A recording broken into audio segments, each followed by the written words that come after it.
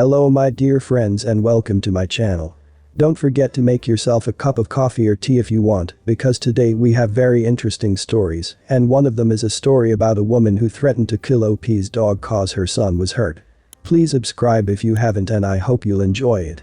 Past, ages guessed by how old they are now minus the 3 years since this story. Karen. REM, my mother-in-law, and the devil in disguise. Dave. Father-in-law. Karen's husband, actually a really great guy. John. My husband. Lily. John's sister and mother of Leo, 13, Logan, 9, and Laura, 5. Mark. John's older brother and father of Matthew and Mary, 10 or 11. Craphead. The youngest of Karen's children, and the only one who's a total craphead. I cannot stress enough how much this guy screws. So my husband's mum, Karen, hates kids. I've met very few people who hate children as much as Karen does. She likes them once they're adults, which is why she loves all 4 of her children now, but 2 of her 4 kids have their own children, and she hates the grandkids. Before each of her children turned 18 she put a roof over their head, made sure they had food on the table, and the lights were on, but she found them annoying, irritating when they acted their age, was always very quick to anger, and would only deal with them when they acted like adults, so my father-in-law, Dave, did the bulk of the parenting. He also did the shelter, food and warmth thing, while Karen was cold and distant. Once each kid turned 18 she'd take them on a one-on-one trip somewhere she wanted to go. My husband's sister went to Paris, his older brother to Rome, my husband to Athens, and his younger brother to New York, and gave them the exact same speech. They compared the speeches they got, and it was near identical, about how she finds it hard to talk to kids because she's just too mature to understand them, and about how badly she wanted to make up for lost time and become friends or something like that. John, Lily and Mark all wanted to cut contact with her as soon as they moved out, but they loved their dad too much to lose touch with him, and as Dave and Karen are still married, they're kind of a package deal. Craphead remains his mother's loyal lapdog, willing to do whatever she says. Karen has trips planned for her grandkids when they're 18, which Leo, now 16, is already trying to get out of. She has gone one step further with the grandkids, in that while she was cold and distant with her children, but never went out of her way to be cruel to him, with the grandkids she is downright cruel. This ranges from telling them SHH the adults are talking whenever they try to speak to excluding them from monthly family dinners by picking adults-only restaurants, or saying that she and Dave don't have enough room for them at their place, and getting Craphead to go along with it. I met John about 7 years ago when Karen tried to set me up with Craphead. Long story short, Craphead wasn't the best conversationalist, and I found John far more interesting. A couple of years later John proposed, and 3 years ago we got married. When John and I got married we agreed that we didn't want a big wedding, but we did want to invite the kids, as Karen always tried to exclude them, and John loves his nephews and nieces, and wanted them to be there. We invited 50 people total, and only 4 couldn't make it, which meant 46 came, and that made up about 4 tables of people.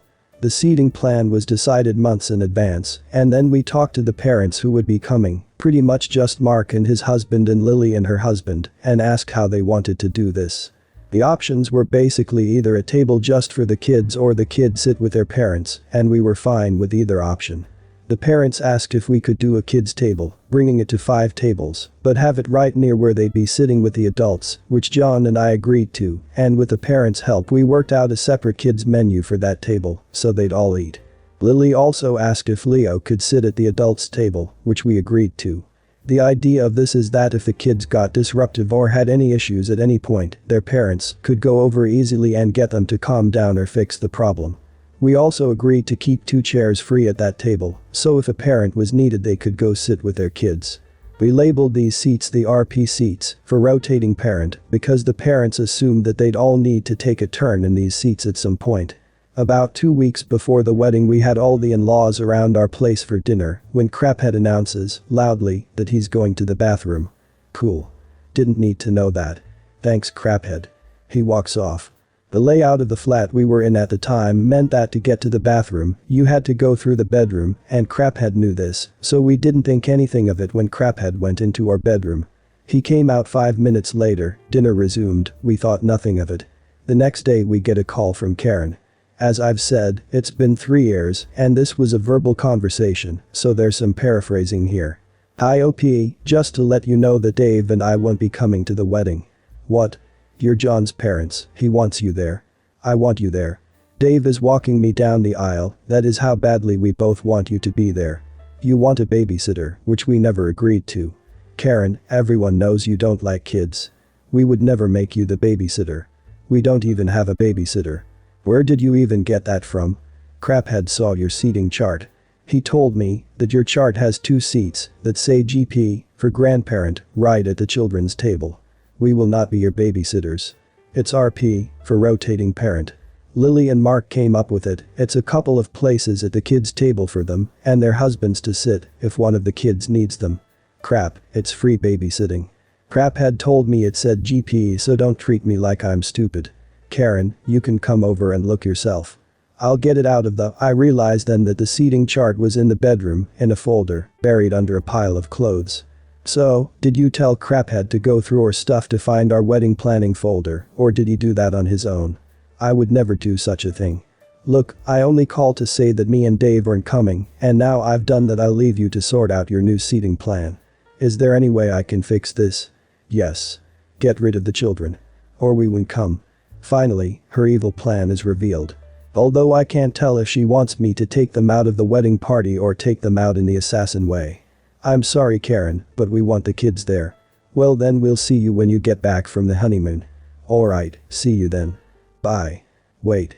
Yes. The oldest one can come. The 11-year-old. He's 13. And they're all coming. All 5. It's our wedding, our guest list, our seating plan. Well, you know how I feel about kids. They ruin everything. Which is why you are not sat at the kids' table.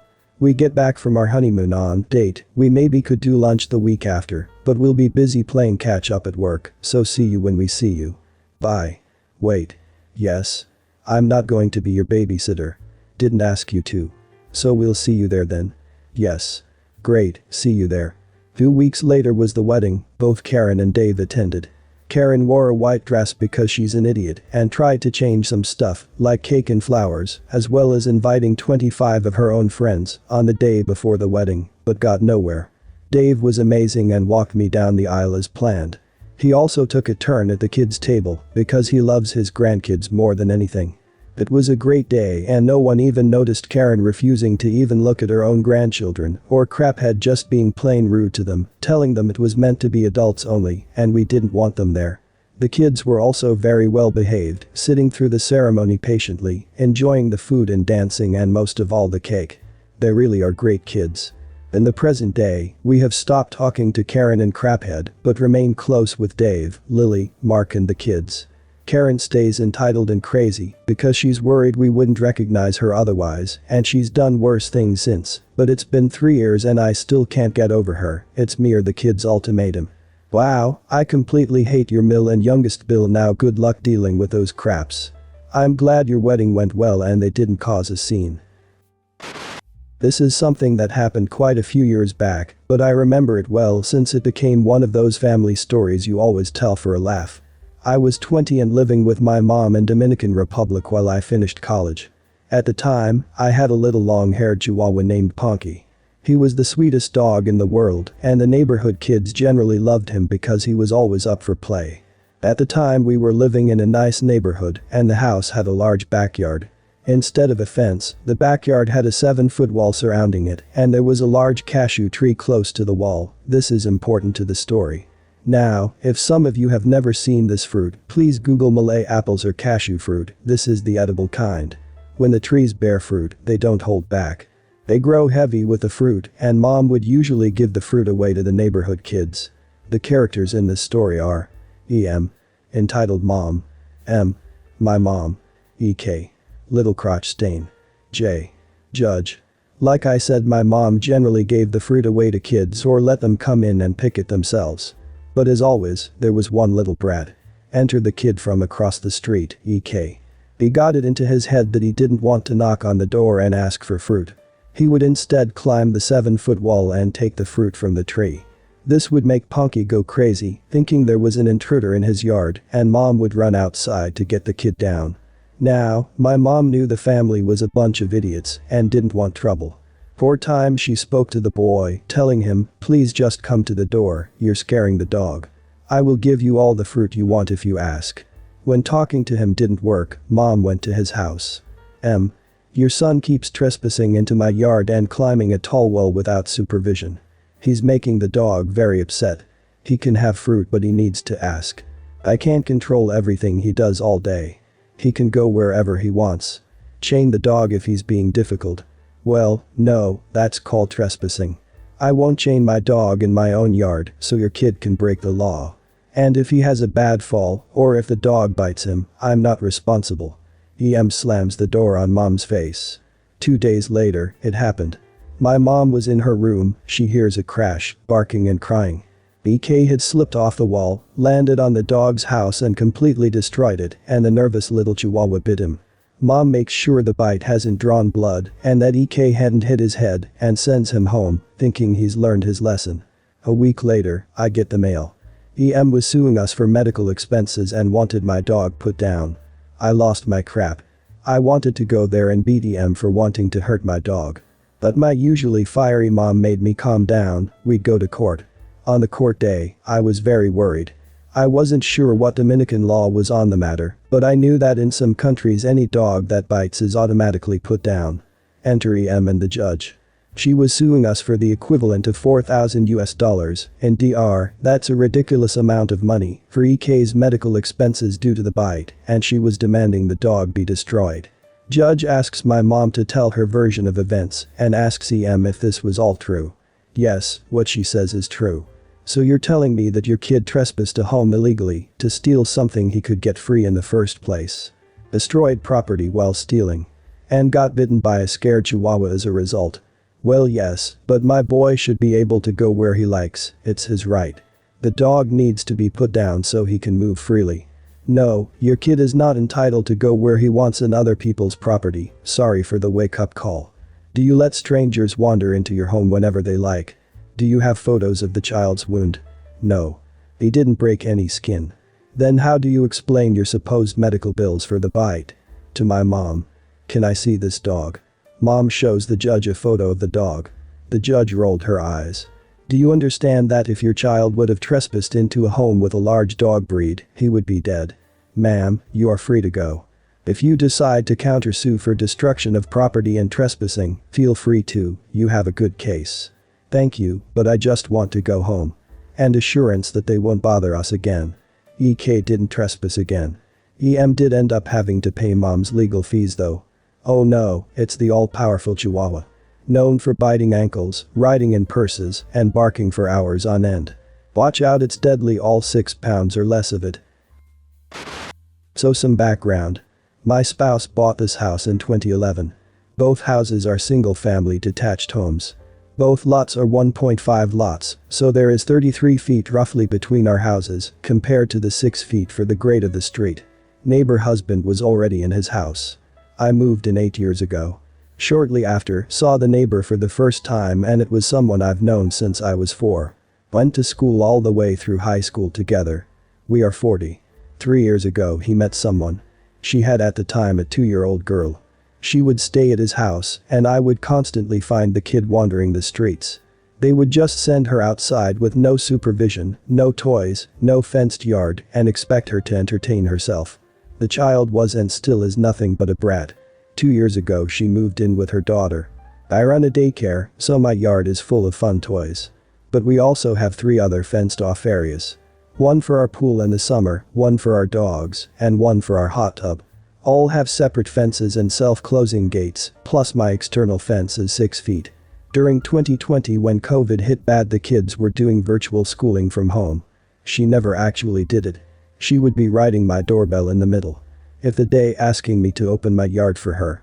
I would explain that she can't be here when I have daycare kids and my daughter will come out to play after supper.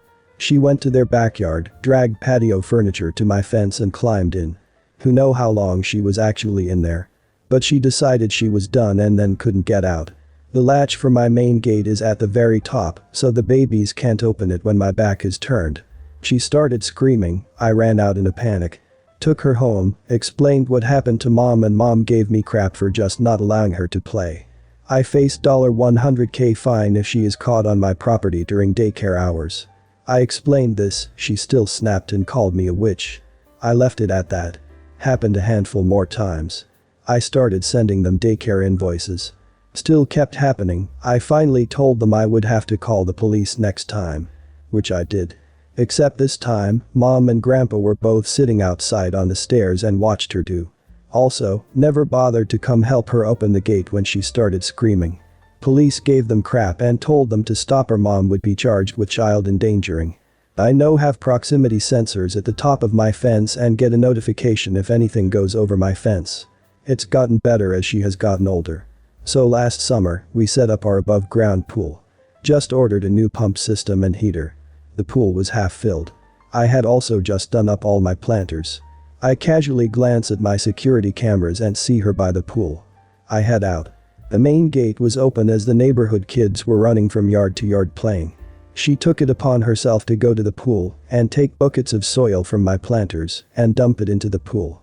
$400 damage to my brand new $1,000 pump and heater system that was up less than 4 hours.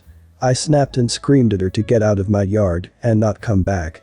She is not allowed in my yard at all unless me or my spouse is out there. Now to current time. They had a new baby last week. And me hammering in my basement is disturbing them in their house 33 feet away. And they expect me to wait until the fall to finish my project. So I'm currently sitting on my bench outside enjoying a glass of water with my outdoor speakers playing metal while I mow the lawn. Which is much more louder than the little bit of hammering. I'll finish that tonight after dark. Do you think losing a lawsuit and having to pay for reparations to your pool pump might teach them something? Oftentimes, a hit to the wallet is the only thing that gets attention with people like this. Well guys, that's it for today. If you end up enjoying this video, please consider subscribing, and if you missed the last episode on the channel, I'm gonna link it right here. The story is about a woman who was blocking the driveway, disturbing OP's work. Check this out if you haven't, and I'll see you in my next video.